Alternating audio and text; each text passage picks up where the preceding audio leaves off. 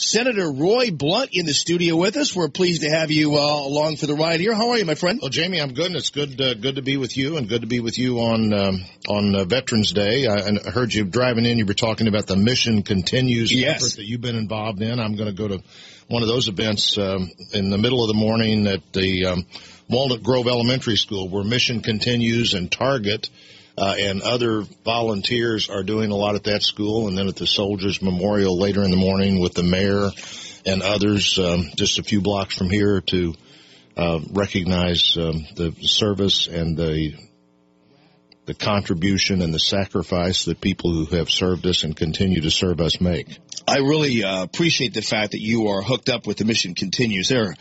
What a great organization they are, and they're putting injured Iraq and Afghanistan veterans to work to these guys. What happens is they come home, Senator Blunt, and they're injured, and the first thing they want to do is go back. They want to go back. Sometimes they've lost a limb. They want to go back to their units and everything else. So it's important to keep them in service, and the Mission Continues does just that. And so we all appreciate your dedication to the Mission Continues, Senator Blunt. And by the way, just speaking of veterans, your son Matt, former governor, former Secretary of State, Navy veteran. So thank him on our behalf as well. Well, I will, and thanks to your son, who I check on whenever you and I talk, and his service. Matt Blunt was the only statewide elected official when he was Secretary of State to ever actually serve on active duty. He was called back right after 9/11 to active duty, and Senator Bond's son, Sam, served in Iraq. Congressman Aiken's sons have all been in the Naval Academy and now the Navy, and have served in some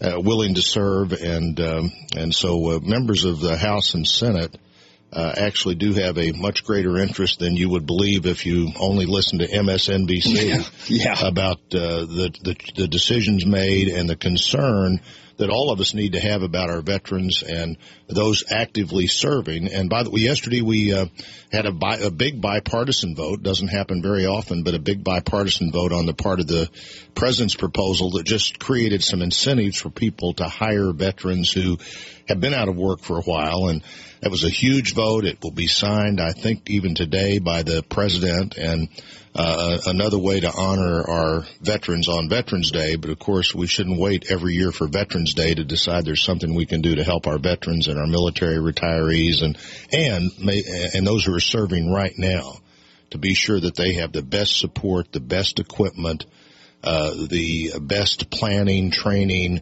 and everything else they need to do whatever job they're assigned to do, because they don't have a lot of choice about that once they have agreed to serve their country. Yeah, no doubt about it. All right, so in the realm of politics and hot button issues, what are you working on? What's on your mind these days? Well, the government, in spite of yesterday's vote and a vote a couple of weeks ago to actually finally agree to some trade agreements that have been sitting around for 3 years that will create jobs, the government at the constitutional level is essentially in a holding pattern right now until we finish this big debate of are we going to be the United States of Europe, or are we going to be who we want to be? And the president's view of this is clearly different than mine. It is a sense that we should follow that path that has gotten the European countries in so much trouble, and that's why we have to make a different decision.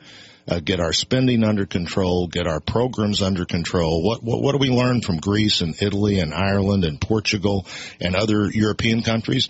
That if your government gets bigger than the economy can support, it creates a huge and maybe even an unsolvable problem. And the canary in the coal mine for us right now is what's happening all over Western Europe, and that's what I think largely this election is about. Are we going to be like everybody else, or are we going to be the United States of America where opportunity is the goal rather than just sort of an equal division of everything that's out there to divide? All right, and then I got an email from somebody wanting me to ask you about the sales tax, internet sales collection deal. Is that controversial? Because they didn't have an opinion on it when they sent me the link. Yeah, it is a little controversial. I'm for it. I've always been for it. And what that would do would be to create a pattern where states could participate. They'd have to make the choice to opt in, but where the merchant who does more than $500 million worth of business over the internet would have to collect the sales tax when they do that business. And it's a fairness thing. It's a fair tax equity thing. The local merchant who's trying to be there on Main Street or on the corner, not even far from here or across the street from here, their products all have that, whatever it is where they live, that 5 or 6 or 7 cents. Yeah, they've got to pay it. And if you get that mailed to you, you're not paying that tax right now, though actually technically under most state laws, including ours, you're supposed to then voluntarily send the sales tax to the state, and of course we know what happens with that. Right. So this is not taxing the internet.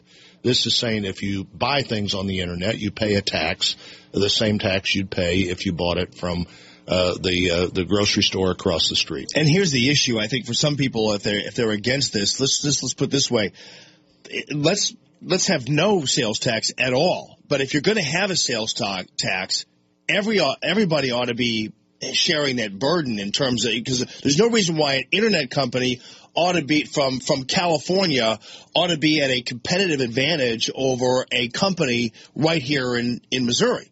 That's right. And if you don't pay that your share of the tax, who takes care of the sidewalk in front of your house? Who takes care of the police department or whoever else is dependent on that tax? And so this is a tax fairness. I think for years it's been confused with the government trying to manage or tax use of the internet, which I'm not for. Right. This is just saying if you buy on the internet, and this is much less complicated all the time too. You know, if your GPS can hone in on a picture of every address in America, they can pretty closely figure out exactly what the sales tax would be for that address with a not very complicated program.